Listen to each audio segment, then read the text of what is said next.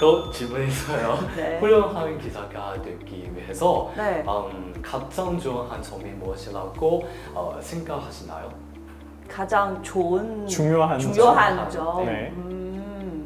만약에 키워드로 네. 얘기를 하자면 저는 일단 책임감, 책임감, 그 다음에 호기심, 그 다음에 탐구욕. 네, 이렇게 세 가지로 정리해 볼 수 있을 것 같아요. 네. 일단 책임감은 사실 기자든 어떤 직업이든 꼭 필요한 그런 포인트이기도 하고 그렇죠. 중요한 요소인 거죠. 네. 기자에 있어서는 책임감이라고 하면 뭐 사실관계를 팩트를 꼭 확인해야 하고 그렇죠. 자기가 나가는 한 글자 꼭 그 확인하고 책임감 있게 하셔야 하고요. 그 다음에 호기심이라고 하면 사실 승교하고도 조금 연관이 되는데 항상 끊임없이 새로운 것에 대한 호기심이 있어야 계속해서 그것을 파고 들어가서 알아볼 수 있잖아요. 그렇죠. 그리고 또 항상 뭐 사건이 있는데 그냥 그대로 보도하는 것이 아니라 왜 이렇게 되는지 계속 왜 그러면은 원인 이 과정이 이렇게 되는데 앞으로 어떻게 할 것인지 계속 끊임없이 그 호기심이 있어야 새로운 이슈가 눈에 들어오고 또 탐구욕이 있어야 그 호기심하고 같이 해서 더 깊게 파고들 수 있죠. 그렇죠. 사실 책임감, 이게 제가 봤을 때는 또 어떻게 보면은 이 세 가지가 네. 또 굉장히 다 일맥상통하다고 생각드는 그쵸. 게 네. 결국에 책임감이 있어야지 내 눈에 그런 문제점들이 보이게 되는 거고 네. 그리고 그 문제점을 그냥 발견했다고 간과하는 것이 아니라 그거를 왜 그렇게 됐는지를 네. 파고들고 그리고 네. 탐구욕이라는 것도 결국에는 그 과정에 대해서 알아가려고 하는 그 노력을 하는 것 자체가 이게 결국엔 다 똑같은 그 선상에서 이렇게 네. 세 가지 네. 키워드를 정리해 주신 게 아닌가 싶습니다. 네. 사실 그래서 또 궁금한 게 만약에 네. 이범 기자님이 이런 성격을 가지신 분이 기자를 안 했다면 무슨 직업을 했을까가 지금 갑자기 너무 궁금해요. 본인은 생각해 보신 적이 있나요? 기자를 안 한다면 어떤 직업을 했을까? 선생? 선생님? 왜 선생님이라는 직업일 것 같나요? 사실 제가 그 통역사를 하면서 네. 강사도 했었죠. 오, 네네네. 네, 이제 한중 통번역을 좀 가르치는 강사 일을 했는데 제가 현장에서 느끼고 어떤 노하우들을 이제 학생들한테 전달하고 알려주는 거에 대해서도 되게 성취감을 느꼈었거든요. 오, 네네. 네, 그래서 교수, 선생 좋은 직업일 수도 있겠다. 똑같이 사실 제 생각에 얘기했던 이 뭔가 호기심, 탐구욕, 책임감이 사실 선생에게도 필요한 직업 중에 하나다 보니까 네, 좋은 선생이었을 것 같습니다. 만약에 선생님이 되셨어도. 네. 엄격한? 거기에다가 무서운 선생님. 무서운 선생님. 네. 그러면은 사실 또 궁금한 게 지금 네. 아무튼 통번역을 했었고 그 다음에 지금 한국에서 이제 중국을 보도하는 네. 또 중국의 한국을 알리는 기자로서 활동을 하시면서 네. 이렇게 양국 간의 교류 이런 문제에 대해서는 또 본인만의 어떤 생각을 갖고 계신 게 있는지 궁금합니다. 네네. 만약에 그냥 한 개인으로서 하면 당연히 한중 관계가 좋을수록 다 좋죠. 그렇죠. 그렇죠. 근데 지금은 너무 오해가 깊고 특히 인터넷에서 서로 간의 그런 분쟁이 너무 많잖아요. 그냥 한 개인으로서 오해를 더 크게 만들지 말고 좀 더 완화하는 식으로 그냥 뭐 더 좋게 만들 수 있잖아요. 그렇죠. 그래서 인터넷에서 적어도 개인부터 너무 큰 문제점을 만들지 말자라는 것을 항상 생각하고 있고 또 그렇게 모두가 조그만 그냥 한 개인으로서부터 그렇게 노력했다면 또 큰 나중에 어떻게 좋은 결과가 또 나올 수 있잖아요. 그래서 만약에 직업으로서부터 얘기를 하면 최대한 그 진실된 한국이나 중국을 보도하고 또 오해를 풀 수 있으면 최대한 오해를 푸는 데에 노력을 해야죠. 그리고 또 계속 뉴스를 접하다 보니까 한국에서 보도되는 것들, 중국을 보도되는 중국이 사실 너무 상반되는 부분도 많고 사실이 아닌 부분도 되게 많잖아요. 사실 기자님이 이제 네. 방금 전에 말씀해 주셨던 것처럼 네. 한국에게 올바른 중국을 알리고 또 네. 중국에게 올바른 한국을 알리는 기사들을 많이 작성하셨다고 하는데 네. 본인이 생각했을 때 나 이건 참 잘 쓴 것 같다 하는 기사가 있을까요? 예를 들어서 한국에게 중국을 알리는 기사로는 뭐가 있고 또 중국에게 한국에 대해서 잘 알렸다는 기사. 네. 네네. 작년에 이제 제가 점심시간에 밥 먹고 청계천 걸어 다니는데 또 네. 광화문 걸어 다니는데 네. 이제 점심 끝나고 산책하는 직장인들이 되게 많더라고요.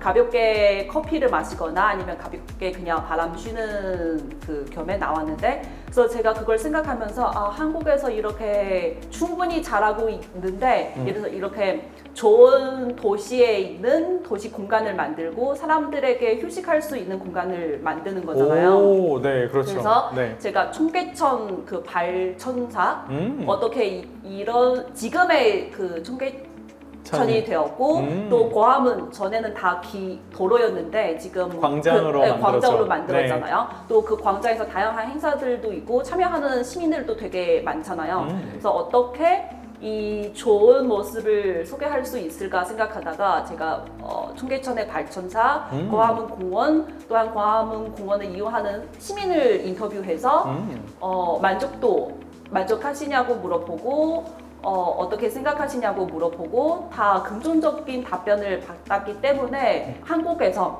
시민들한테 제공할 수 있는 도시 공간 이렇다.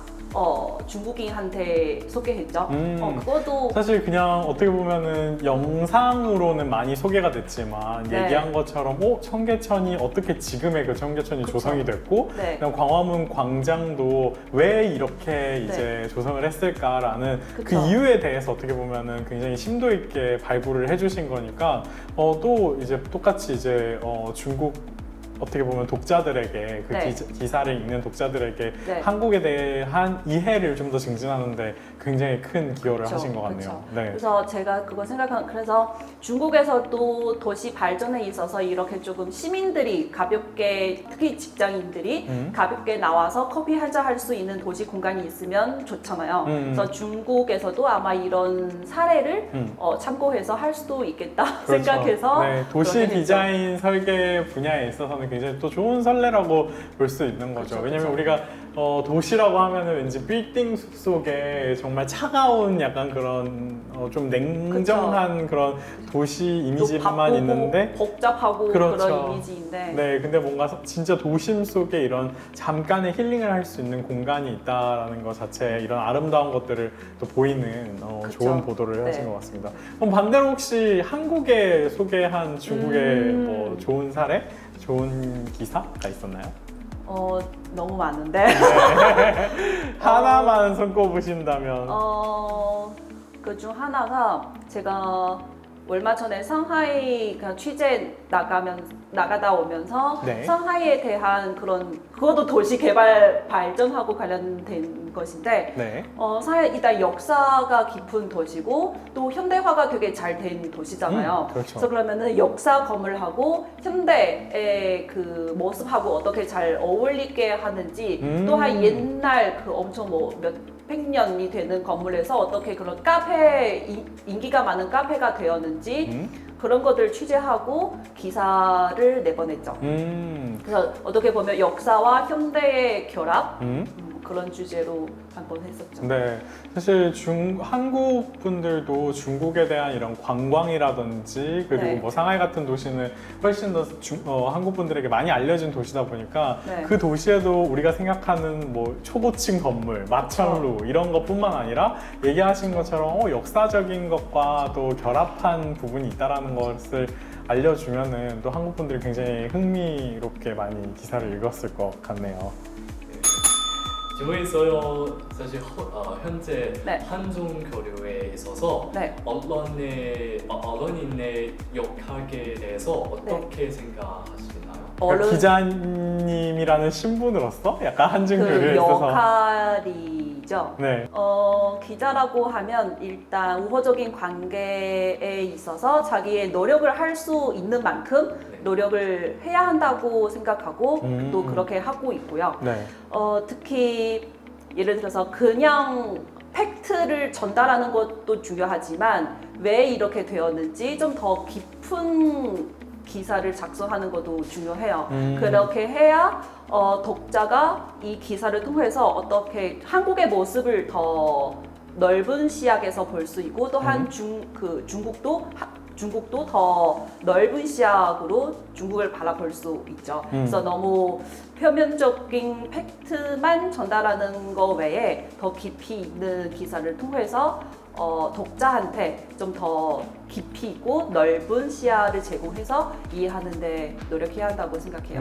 그러니까 사실 우리가 기자라고 생각하면은 뭔가 빠르게, 신속하게, 정확하게 그냥 사건만 보도한다, 전달한다 이렇게만 생각하실 수도 있는데 네. 이런 특히 전문 분야의 기자님들 지금 왜냐면 이번 기자님 같은 경우에는 중국 입장에서는 한국 전문 기자, 네. 뭐 한국 입장에서는 중국 전문 기자로서 네. 정말 양국의 그 서로 간에 오해가 있을 법한 아니면 서로 모르는 부분에 대해서 그쵸. 본인만의 이 문화에 대한 이해를 통해서 그 다음에 이 나라에 대한 이해를 통해서 그 부분을 설명해 주는 역할을 하는 것이 참 중요하다고 저도 생각을 하거든요. 네. 그런 부분에서도 정말 중요한 역할을 하고 계신 거라고 생각합니다. 네, 가볍게 너무 팩트만 전달하는 것도 중요하고 그다음에 좀 더 깊이 있게 다루는 것도 중요하다고 생각해요. 네.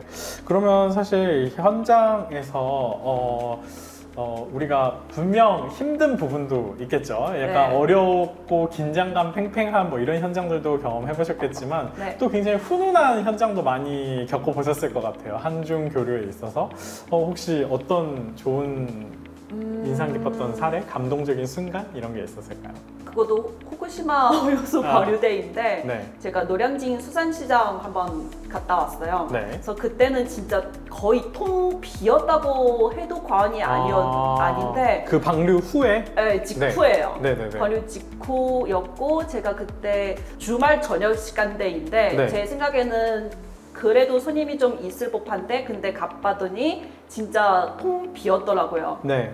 그래서 저도 너무 가슴이 아픈데 근데 그 상인하고 얘기를 하면 또 따뜻하게 기자 이렇게 취재 나오셨는데 뭐 따뜻한 한마디라도 저한테 건너주셨고 그래서 이렇게 좋은 기사를 쏟아라고 하는 것도 있었고 그 다음에 진짜 충분하게 여기 취재 마음껏 하라고 하신 분도 있었고 그래서 그런 것들도 진중한 모습을 보도하기 위해서 네. 상인들이 그 도움을 제공해 준 거죠. 그렇죠.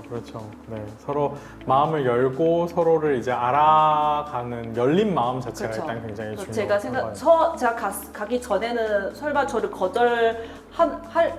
그렇죠. 사실 다 장사도 안 되고 네. 귀찮고 짜증날 수도 그렇죠. 있는데. 거절하면 어떡하지? 이 보도를 어떻게 하면 해야 되나 그런 고민이 많았었는데 근데 가보니까 진짜 상인들이 상관없다고 마음껏 진짜 진실된 모습을 보도하고 취재하고 도움이 필요하면 언제든지 연락하라고 그런 따뜻한 말씀도 많았었어요.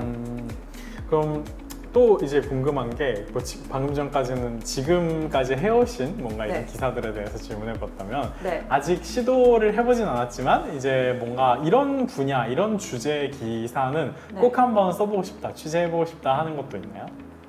아직은 좀 어려운 질문을 계속 하는데 네. 제가 계속 하고 싶은 주제가 하나 있는데 근데 계속 못 하고 있어요. 네. 그거는 바로 다문화 가정.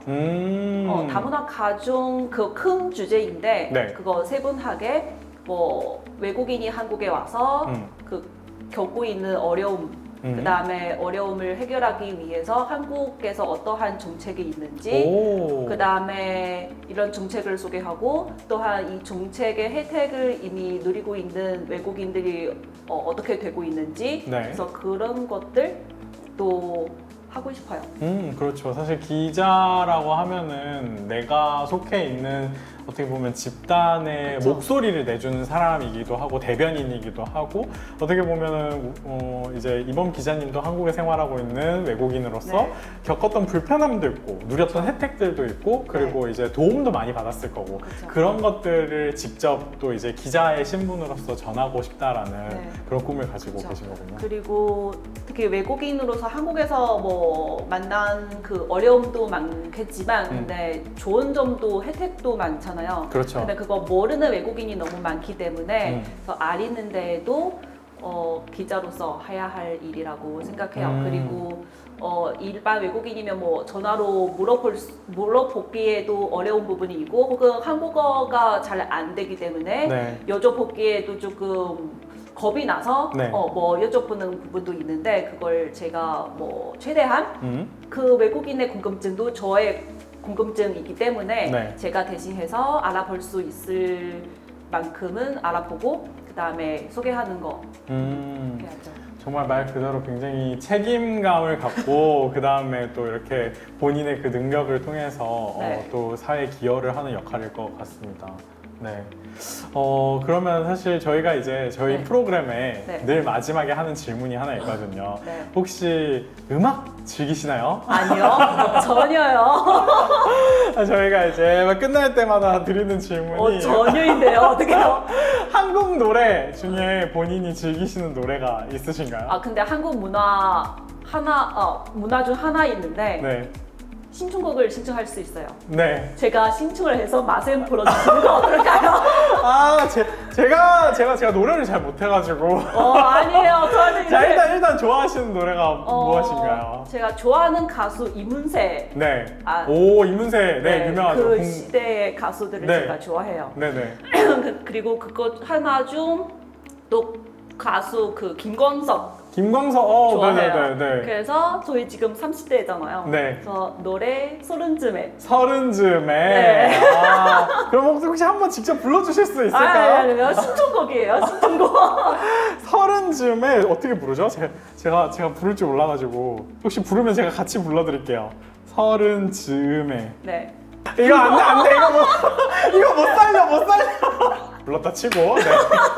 자, 좋습니다. 오늘은 그래서 저희가 이범 기자님을 모시고 네. 사실 한국에서 생활을 하고 또 일을 하고 계시는 중국 기자의 이야기를 많이 들었는데 네. 어떻게 전업 씨 본인의 기자의 꿈에 좀 도움이 되셨나요? 네, 너무 감사합니다. 저도 열심히 공부해서 이범 기자님 같은 멋진 사람이 되고 싶습니다. 오, 꿈과 희망을 많이 심어주셨는데 혹시 응원의 한마디? 열심히 합시다. 네, 감사합니다. 자, 그러면은 오늘 문제 해결! 감사합니다.